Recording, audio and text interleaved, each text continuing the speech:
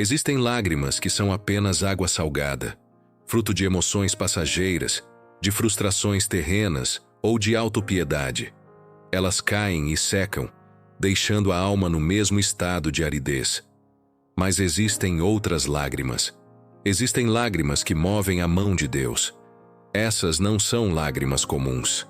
São pérolas líquidas nascidas no lagar do Espírito Santo. São o resultado de um coração que foi esmagado pelo peso da própria pecaminosidade ou pela visão da glória e santidade de Deus. São lágrimas que não apenas molham o rosto, mas regam a alma, quebram o solo duro do coração e preparam o caminho para um avivamento genuíno. Leonard Ravenhill, o profeta que trovejou contra a mornidão da igreja no século XX, conhecia o poder dessas lágrimas. Ele não se impressionava com multidões, com barulho ou com ativismo religioso. Ele olhava para o altar e perguntava: onde estão as lágrimas? Ele declarava com a autoridade de quem viveu de joelhos: Deus não responde orações leves, superficiais e sem lágrimas. O céu se move apenas quando a alma se parte em um quebrantamento santo, que não aceita nada menos que a intervenção divina. Hoje, você não está aqui para ouvir uma mensagem motivacional que fará você se sentir bem consigo mesmo. Você está prestes a ser confrontado com as lágrimas que movem a mão de Deus. Não são lágrimas de tristeza natural, mas lágrimas de um arrependimento profundo que gera vida. Lágrimas de uma intercessão agônica que rompe cadeias. Lágrimas de uma sede insaciável pela glória de Deus. CTA inicial.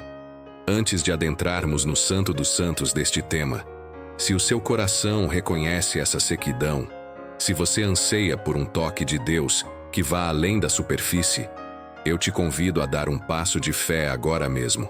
Inscreva-se neste canal. Não faça isso de forma leviana.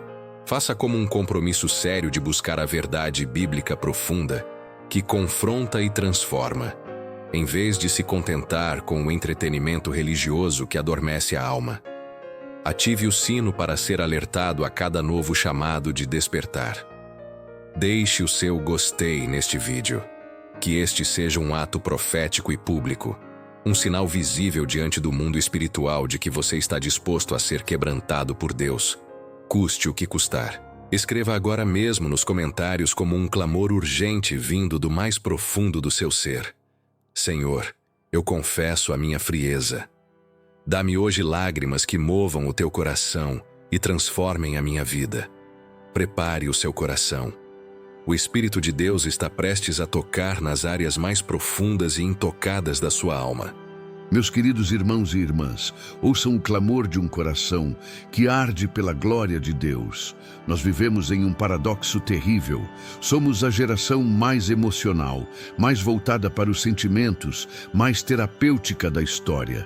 Choramos facilmente por nossos fracassos financeiros, por nossos relacionamentos rompidos, por nossas doenças físicas, por nossas frustrações pessoais.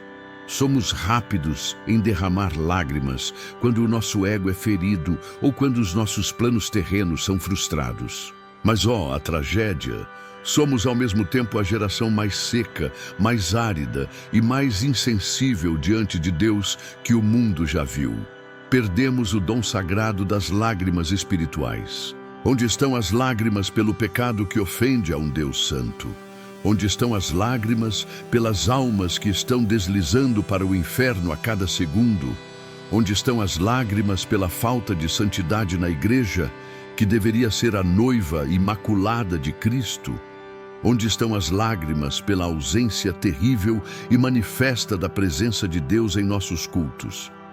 O profeta Jeremias, conhecido como o profeta chorão, clamava: rios de água correm dos meus olhos, porque os homens não guardam a tua lei. Do Salmo 119, 136. Ele não chorava por si mesmo, ele chorava pela glória de Deus que estava sendo pisoteada. Hoje, nossos olhos estão secos porque nossos corações estão duros. Substituímos o quebrantamento pelo entretenimento, o altar pelo palco, a agonia da intercessão pela psicologia barata. Uma geração sem lágrimas é uma geração sem avivamento, porque é uma geração que não sente a gravidade da sua própria condição e a santidade daquele com quem tem de tratar. Muitos buscam o poder de Deus através de métodos, conferências, livros e estratégias, mas o segredo do poder espiritual não está em nada externo. Ouçam isto com a seriedade que o céu exige. Existe uma coisa a que o Deus Todo-Poderoso nunca, jamais, em tempo algum resiste: um coração verdadeiramente quebrantado e contrito. Deus pode resistir aos soberbos, Ele pode ignorar os religiosos, Ele pode se afastar dos autossuficientes. Mas Ele não pode resistir ao clamor de uma alma que foi despedaçada pela visão da sua santidade e da sua própria miséria. As Escrituras declaram esta verdade eterna. Perto está o Senhor dos que têm o coração quebrantado e salva os contritos de espírito. Salmo 34:18. E ainda, os sacrifícios para Deus são o espírito quebrantado. A um coração quebrantado e contrito não desprezarás, ó Deus. Salmo 51:17. Ah, como o coração de Deus se inclina, como seus ouvidos se abrem, como suas mãos se movem para aquele que cai aos seus pés sem nenhuma defesa, sem nenhuma justiça própria, sem nenhuma desculpa. Para aquele que não finge força, mas admite sua total fraqueza. Para aquele que do pó da sua humilhação clama: Senhor, eu sou um fracasso, eu sou um pecador, eu sou pó. Sem ti eu não tenho vida, não tenho esperança, não tenho nada. O céu não se move por performances religiosas, por mais eloquentes ou musicais que sejam. O céu se move pela verdade interior, pelo rasgar genuíno do coração, pelas lágrimas que nascem de um desespero santo que só encontra refúgio na misericórdia de Deus. Não se enganem, meus amigos, não há atalho para o avivamento. O caminho para a glória sempre passa pelo vale do arrependimento profundo. E não há arrependimento bíblico genuíno sem o acompanhamento das lágrimas da alma. Lágrimas verdadeiras de arrependimento não são aquelas que dizem apenas: perdoa-me, porque estou com medo das consequências. Essas são lágrimas de remorso, como as de Esaú ou Judas, que não levam à vida. As lágrimas que movem a mão de Deus são aquelas que dizem: Senhor, eu pequei contra ti, contra o teu amor, contra a tua santidade. Eu estou quebrantado não pelo que eu sofri, mas pelo que eu te fiz sofrer. Transforma-me, limpa-me, muda a minha natureza, custe o que custar. O rei Davi, após o seu terrível pecado, não ofereceu sacrifícios de animais primeiro. Ele ofereceu o sacrifício de um coração rasgado. Ele clamou: lava-me completamente da minha iniquidade e purifica-me do meu pecado, porque eu conheço as minhas transgressões e o meu pecado está sempre diante de mim. Salmo 51:2-3. O arrependimento que Deus transforma em fogo consumidor é aquele que corta a alma como uma espada, que dói profundamente, que expõe o pecado sem tentar justificá-lo, que humilha o orgulho até o pó. Essas lágrimas, nascidas da tristeza segundo Deus, têm peso eterno. Elas abrem os céus que estavam fechados pelo nosso pecado e atraem a chuva da graça e do poder de Deus. Ah, irmãos, há um nível de oração que poucos conhecem hoje. Há lágrimas que são derramadas não por nós mesmos, não por nossas necessidades ou falhas, mas como um sacrifício vivo em favor de outros. São as lágrimas da intercessão vicária, o tipo de oração que Jesus ofereceu no Getsêmani e na cruz. São lágrimas que caem pelos filhos pródigos que estão distantes, perdidos no mundo, destruindo suas vidas. Pelo marido ou esposa endurecido, cujo coração parece uma pedra impenetrável ao Evangelho. Pelo jovem que está sendo tragado pela cultura do pecado, das drogas, da imoralidade. Pela igreja que está adormecida, morna, satisfeita com sua própria mediocridade e cega para o seu estado real. O apóstolo Paulo conhecia esse tipo de oração agônica. Ele escreveu a Timóteo: lembrando-me das tuas lágrimas, estou ansioso por ver-te, para que eu transborde de alegria, trazendo à memória a fé não fingida que há em ti. 2 Timóteo 1, 4, 5. E aos Efésios ele lembrou como, por 3 anos, noite e dia, não cessou de admoestar a cada um com lágrimas. Atos 20, 31. A intercessão verdadeira não é um pedido casual e rápido feito no final do dia. É uma entrega total, uma identificação com a dor e o perigo do outro. É uma batalha espiritual travada nas regiões celestiais. É um parto espiritual, onde a alma do intercessor geme e chora até que Cristo seja formado na vida daquele por quem se ora. Essas lágrimas de intercessão são as ferramentas mais poderosas de Deus para quebrar correntes invisíveis que prendem as almas e para liberar destinos eternos. Qual é a maior necessidade da sua alma hoje? Não é dinheiro, não é saúde, não é sucesso, não é nem mesmo o ministério. A maior necessidade da alma humana, a única que pode satisfazê-la plenamente, é o próprio Deus. Há lágrimas sagradas que brotam não da dor, mas de uma sede insaciável, de uma fome desesperada pela presença manifesta de Deus. É o choro da alma que provou e viu que o Senhor é bom, e agora não consegue viver sem mais dele. O salmista Davi expressou essa sede consumidora. Como o cervo brama pelas correntes das águas, assim suspira a minha alma por ti, ó Deus. A minha alma tem sede de Deus, do Deus vivo. Quando entrarei e me apresentarei ante a face de Deus. As minhas lágrimas têm sido o meu alimento de dia e de noite, enquanto me dizem constantemente: onde está o teu Deus?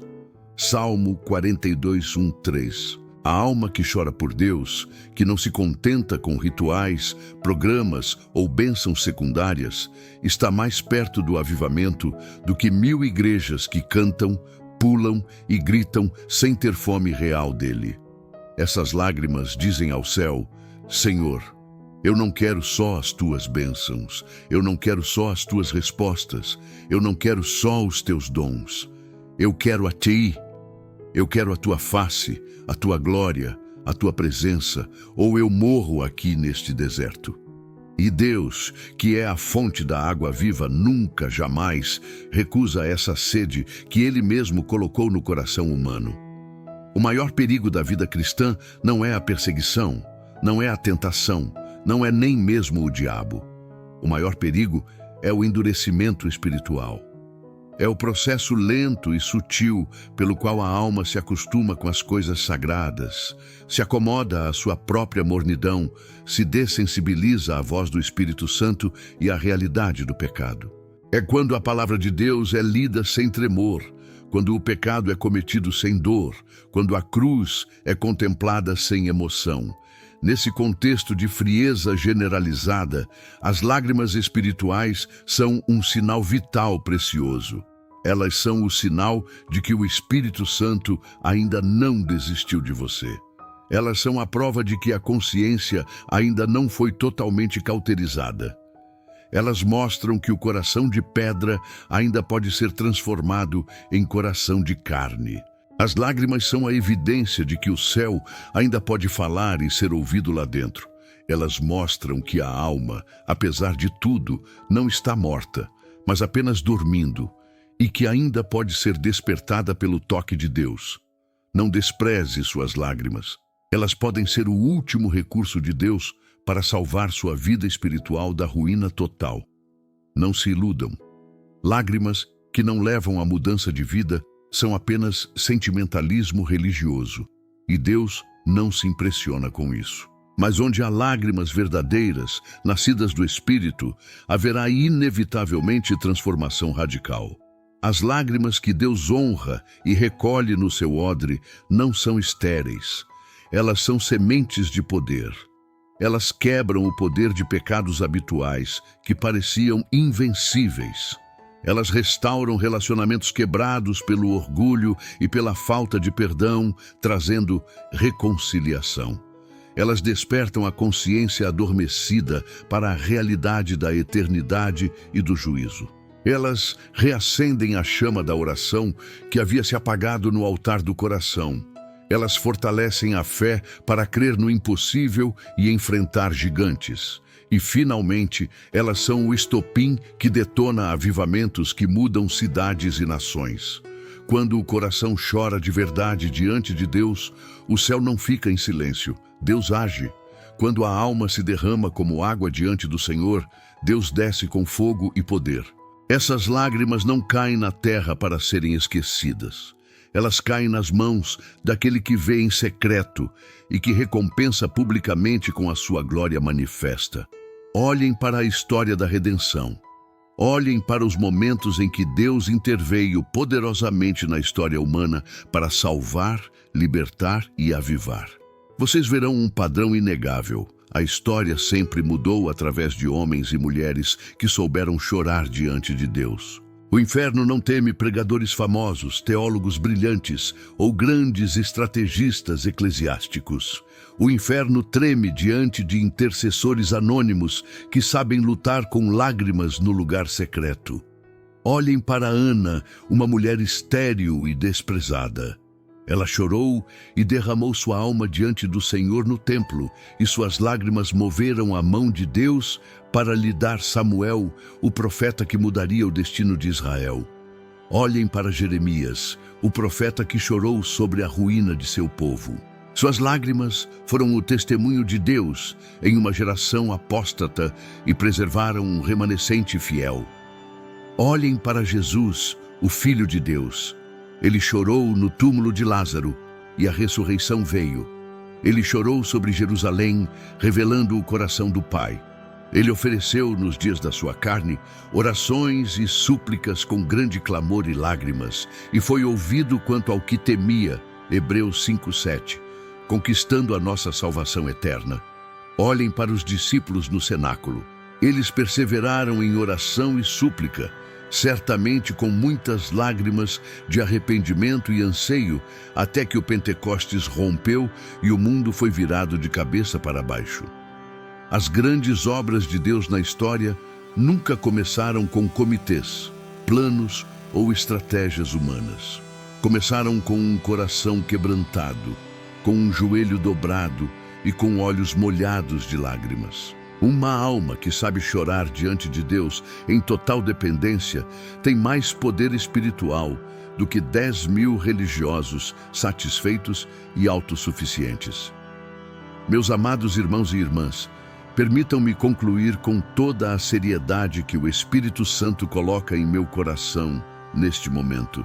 O mundo está em chamas, a igreja está dormindo e o tempo é curto.